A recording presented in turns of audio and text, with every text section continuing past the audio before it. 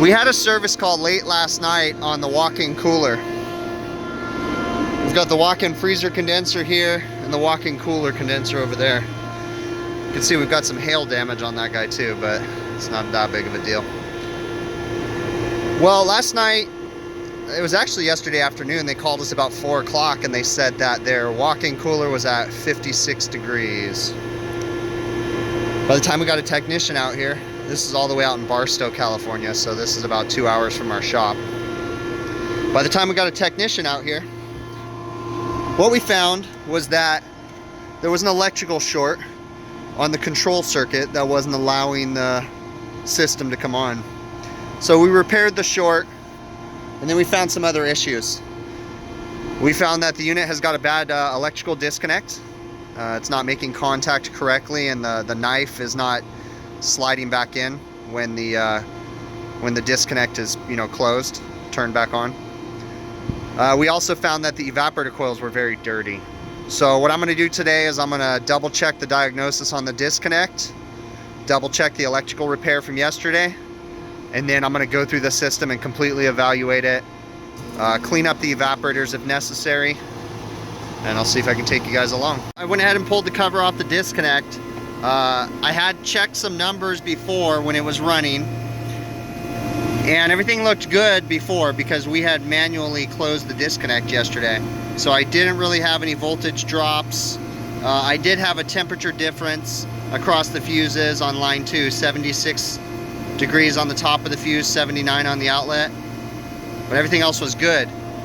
But this disconnect is not making good contact, and what's happening, it's got some corrosion going on inside where these knives, this is the blade, and it goes up into there, and it's not making good contact up in there, and there's some corrosion. So what actually happens is when you try to turn the disconnect back on, look at where the knives are. They stop right there and they don't make contact. So you have to go downstairs, turn the breaker off, manually force those shut. That's what we had to do last night to get it going. But even still, that'll cause a problem because it's not making good contact. And more than likely what's wrong is there's sand all stuck up here in the mechanism, and that springs. There's something stuck up in this mechanism right here. It's not allowing it to slam itself shut. But I'm gonna go ahead and replace this disconnect, and then we'll continue to diagnose further. So far, everything else is looking good with the condensing unit. So I got the disconnect replaced. Watch out on these things, because what I actually did, if you notice, you can over tighten these lugs, and I actually broke it. I was able to get an electrical fitting safely on there to where it still made good contact. But yeah, these things, they can't take any real pressure. I'm really not a super fan of these. It's a Siemens disconnect, but just not my favorite. Anyways, I'll get that.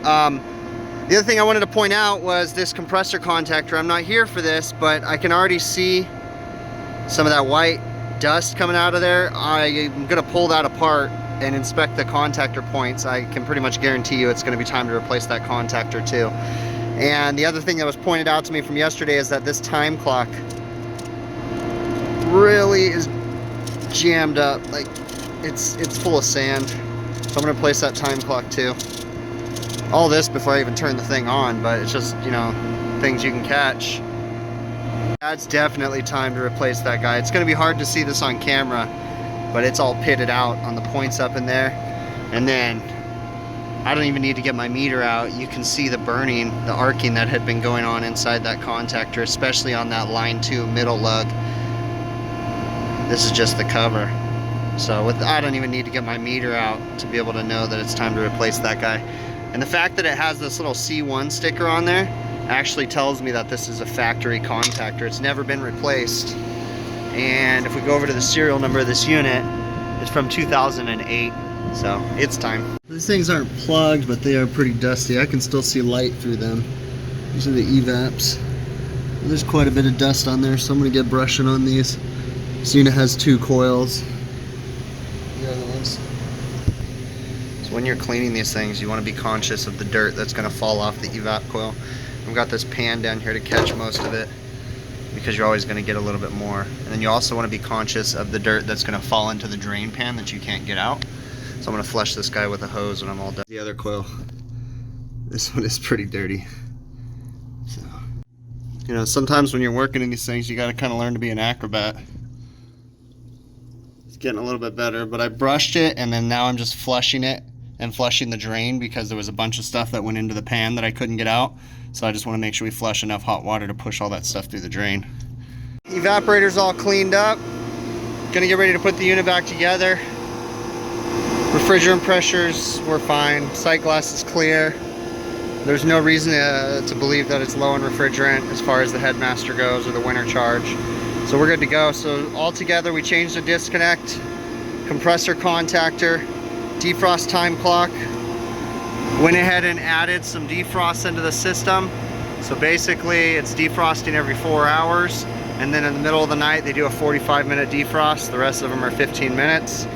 Time clocks, defrost, compressor contactor, sorry. Compressor contactor's back in. Clean the evaporators up, and everything else is looking pretty good. It's always good, you know, just to kind of try to take care of the roof. I went ahead and marked all the equipment. It wasn't marked when I got here just because I knew what it is. Ice machine, ACs, walk-in freezer. I even marked the exhaust fans. So that way when another technician comes in, they know exactly what exhaust fans they are with the restaurant's names. I'm gonna bring up to them that their ACs are looking a little dirty. It gets really, really sandy and windy out here in Barstow. You can see it's just open desert all around us.